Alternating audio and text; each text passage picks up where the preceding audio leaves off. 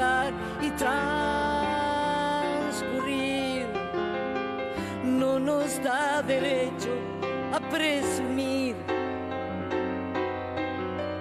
porque no es lo mismo que vivir, honrar la vida,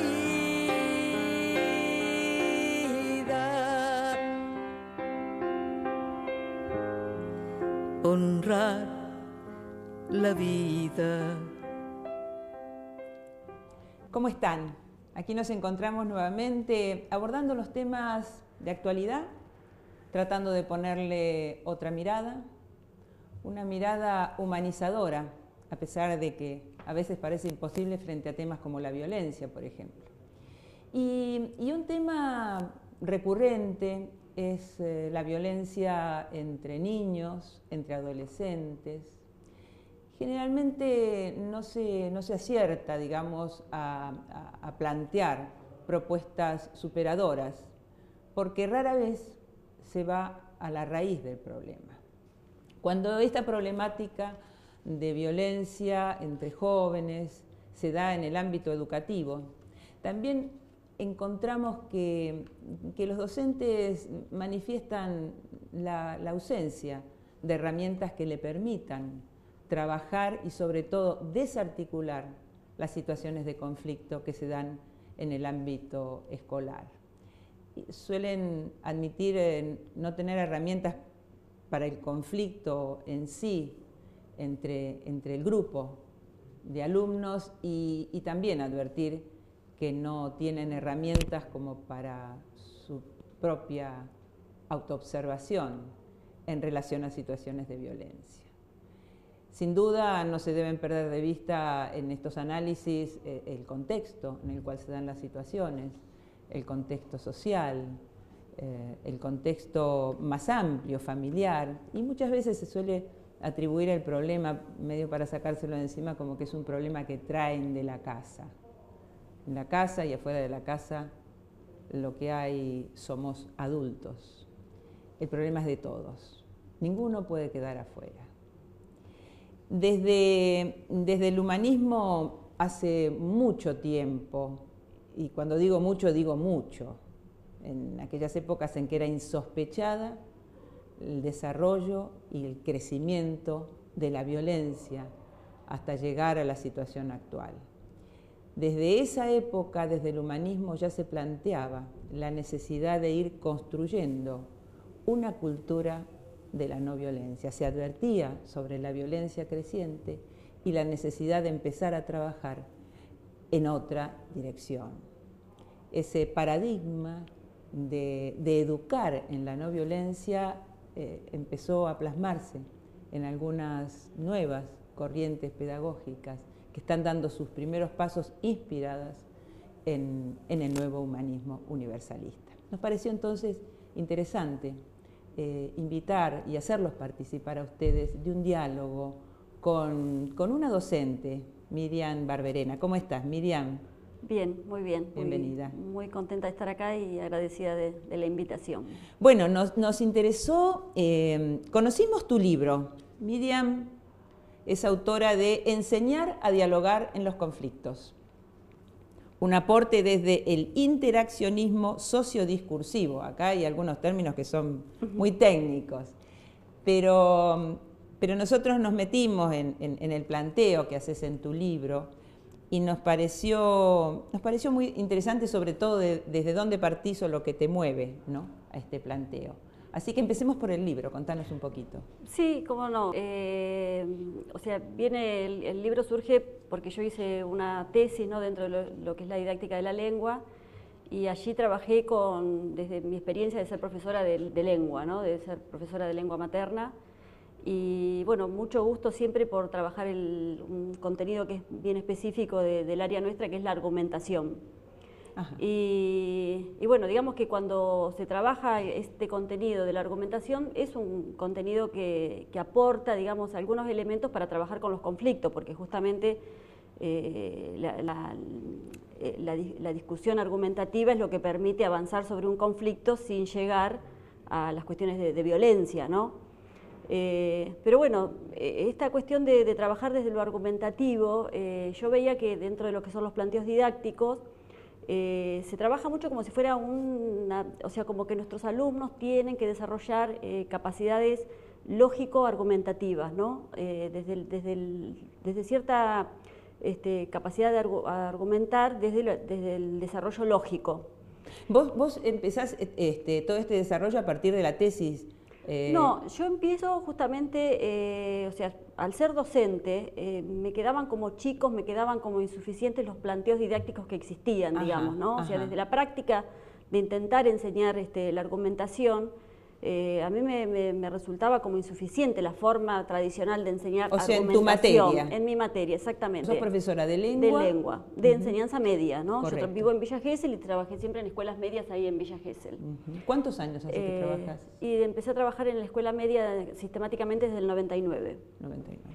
Entonces, a partir de esto, bueno, la cuestión, digamos, el lugar del docente dentro del aula, es un lugar, no es fácil.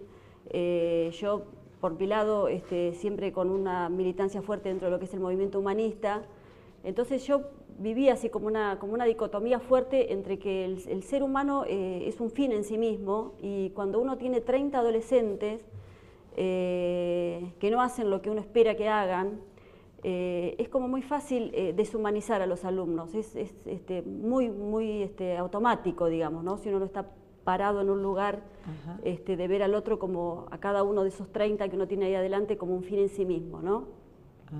Entonces yo veía que, claro, todas estas cuestiones argumentativas eran totalmente insuficientes. ¿Por qué? Porque el tema siempre es que en el conflicto lo que aparece es una cuestión emocional.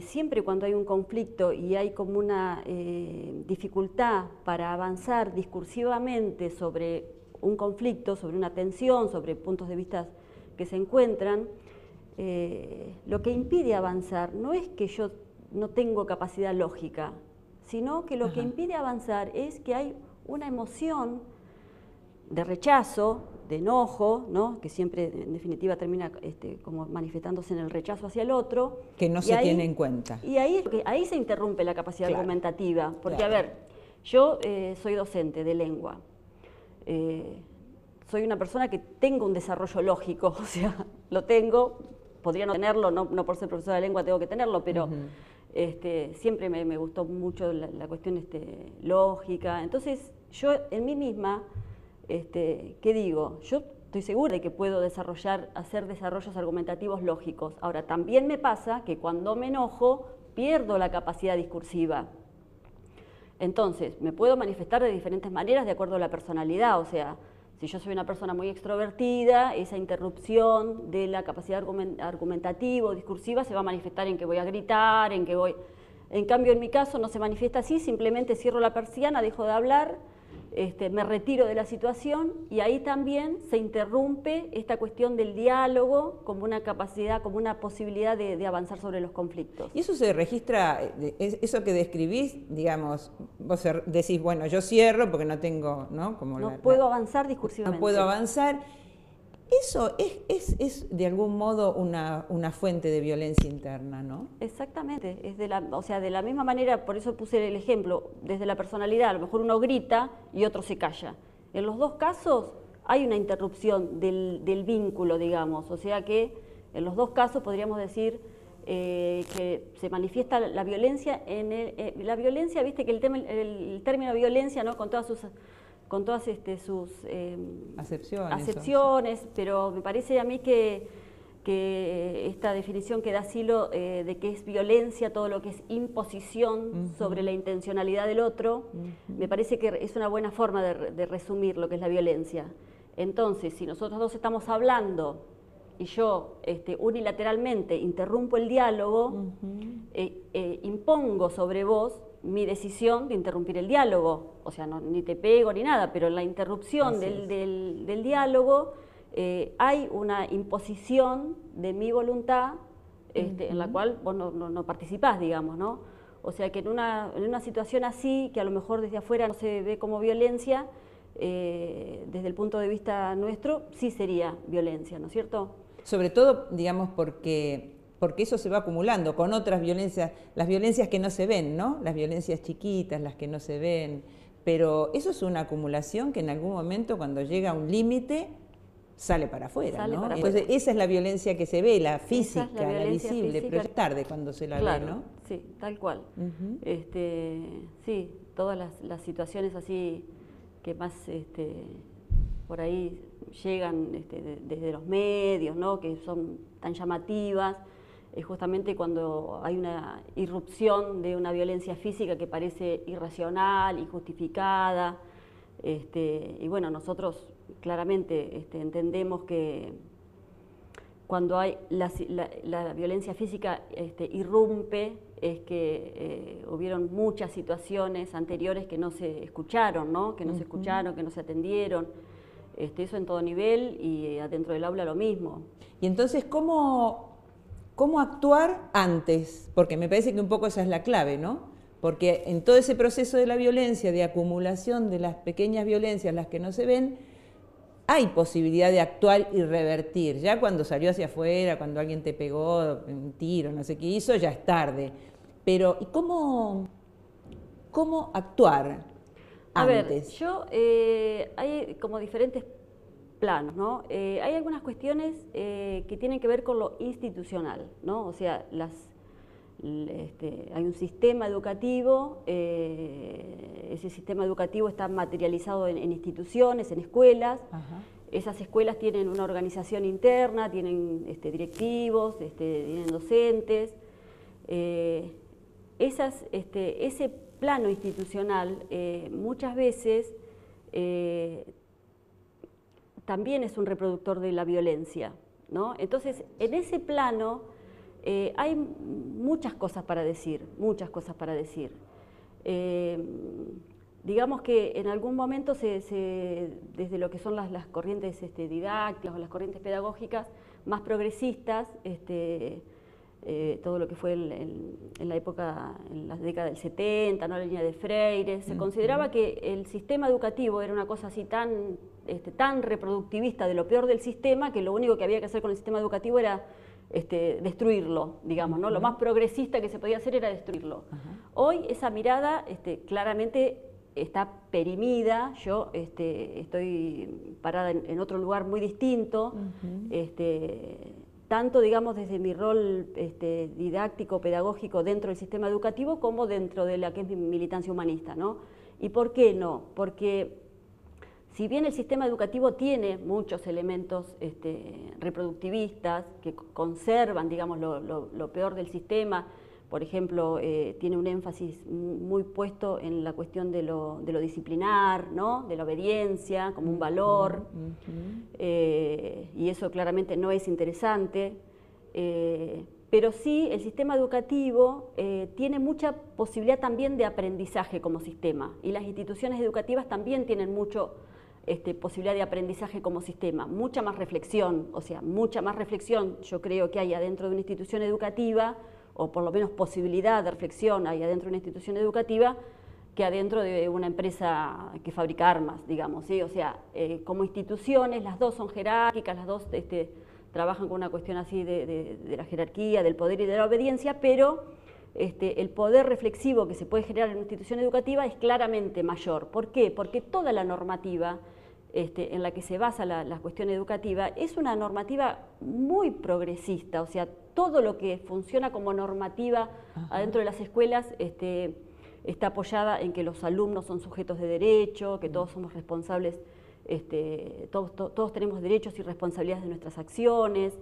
En las escuelas secundarias a todo nivel, bueno, yo trabajo en la provincia de Buenos Aires, pero en Nación es lo mismo, las instituciones educativas secundarias avanzan hacia gestiones democráticas, o sea que todo lo que es la normativa, digamos, la ley adentro de la escuela a mí me parece totalmente en consonancia con lo que es el planteo del humanismo, ¿no? Todos los seres humanos somos iguales, todos tenemos derecho a expresarnos, todos tenemos el interés de desarrollar nuestras máximas potencialidades, para eso sirve el sistema educativo.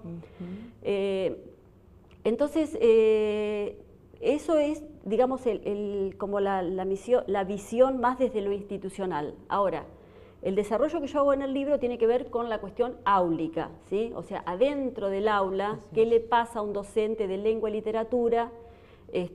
Cómo se puede avanzar con estos contenidos. Entonces, desde ahí es donde está mi planteo, ¿no? Desde el aula del profesor de lengua y literatura. ¿Por qué yo lo digo? O de prácticas del lenguaje, que también la materia se llama ahí. Lo digo así porque vos lo que me decías es cómo se avanza en la práctica, ¿viste? Y en realidad el planteo es como tan amplio que yo estoy lejos de poder decir cómo se avanza en la práctica, ¿no? O sea, es un tema lo suficientemente complejo y problemático como para realmente tenerlo como tema de estudio, de investigación y de reflexión profunda. El planteo que yo hago es, adentro del aula de prácticas del lenguaje, cómo se avanza, ¿no? Entonces, a mí me parece, o sea, lo que yo planteo ahí es, como te contaba antes, desde la enseñanza de la argumentación, partir de la enseñanza de registrar las propias emociones, ¿no? Registrar las propias emociones. Yo estoy enojado. Desde el enojo hay algunas cosas que puedo hacer y otras que no puedo hacer, ¿sí? O sea, por ejemplo, si estoy enojado, puedo gritar mucho más fácilmente que sonreír. Ese tipo de sistematizaciones, de caídas en cuenta, no son por ahí contenidos muy típicos de lo que es la enseñanza de la lengua. Bueno, yo es un poco lo que planteo, ¿no? Primero, partir del registro de las emociones, que las emociones tienen nombres, que no es lo mismo estar enojado, no es lo mismo estar triste que estar compungido, que estar... O sea, ahí he visto hasta un listado claro, tal cual, del ¿no es libro, cierto? sí, de emociones, sí, es muy interesante. Y después, bueno, hay todo, digamos, otros talleres que tienen que ver con que... Perdóname, ¿y esto es en relación a todo esto que describís, que de algún modo tiene que ver como con una reflexión sobre la propia conducta, sobre el propio comportamiento, ¿no? Y un autoconocimiento, digamos, una reflexión desde el autoconocimiento, es decir, no... para conocerse mejor y desde ahí poder elegir una respuesta diferente. ¿Esto tiene que ver tanto con el docente como con el alumno?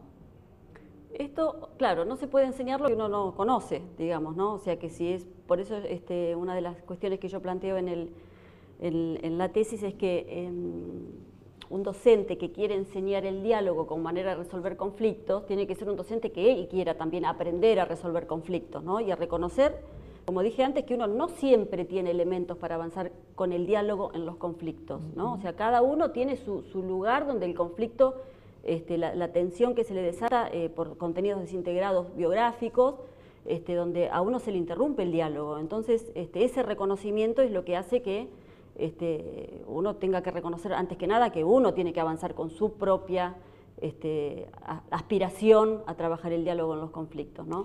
Que los docentes tuvieran ámbitos donde pudieran acceder a herramientas de autoconocimiento.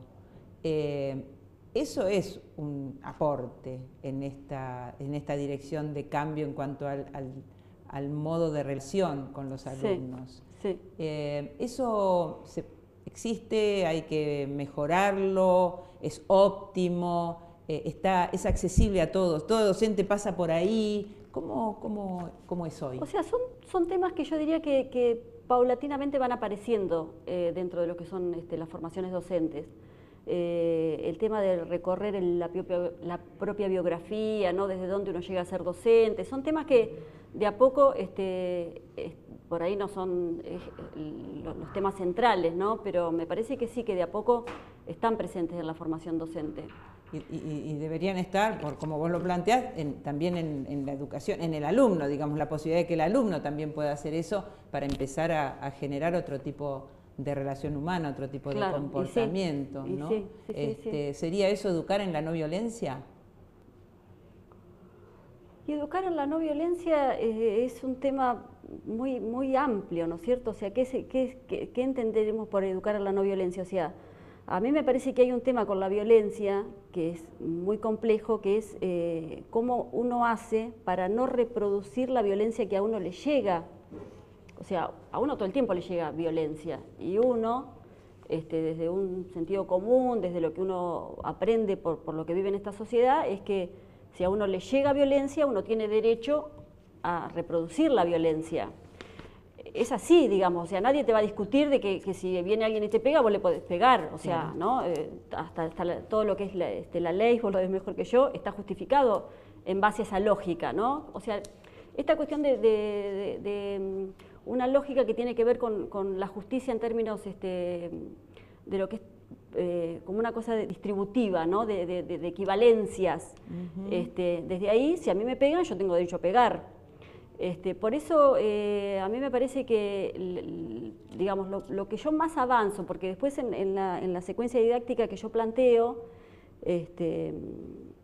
trabajo justamente con cómo los chicos cuando trabajan en la construcción de los acuerdos de convivencia, ¿no? Con qué elementos, por ahí son trabajos que, en fin, que están presentes en otros trabajos también, pero a lo que yo llego en la secuencia didáctica es lo siguiente.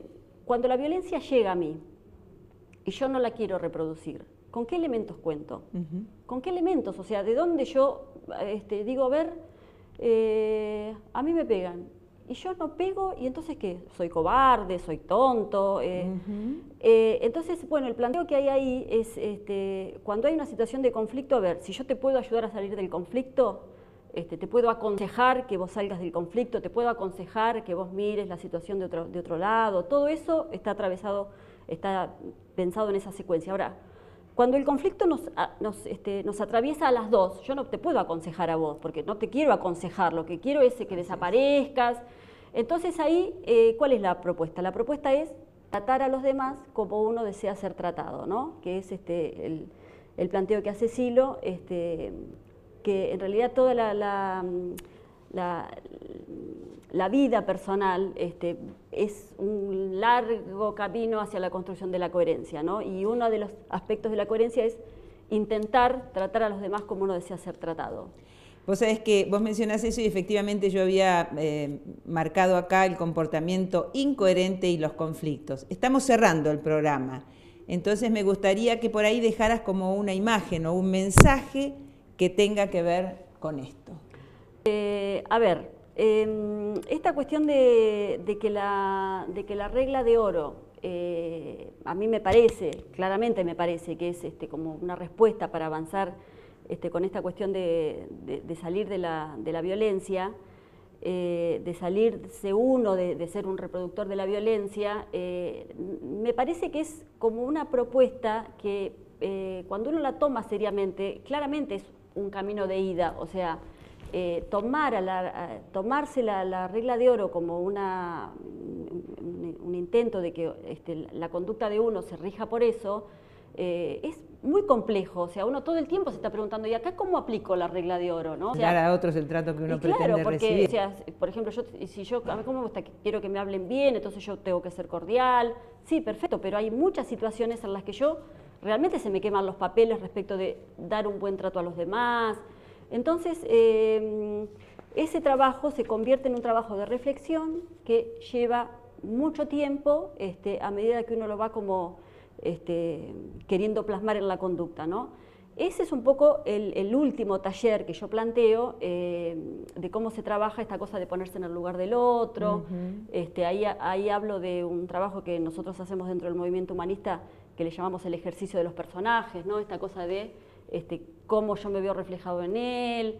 Entonces todo eso está explicado. Y yo lo que quería decir es que la secuencia se puede bajar, o sea, todo el libro, eso sí, se puede bajar sí. Del blog en el que yo lo tengo subido, que es Miriam Barberena Blogspot. De ahí se puede bajar todo el libro, toda la secuencia. Con todos los talleres, etcétera. Muy interesante. Con todos Así los que, talleres. digamos, podríamos concluir en que si queremos avanzar en un camino diferente, dar a otros el trato que uno pretende recibir es una herramienta básica. Sí. Gracias, Miriam. No, muchas gracias. Gracias a ustedes. Y de ustedes me despido. Hasta la próxima semana. Chao. Gracias. Eso de durar y transcurrir no nos da derecho a presumir, porque no es lo mismo que vivir, honrar la vida,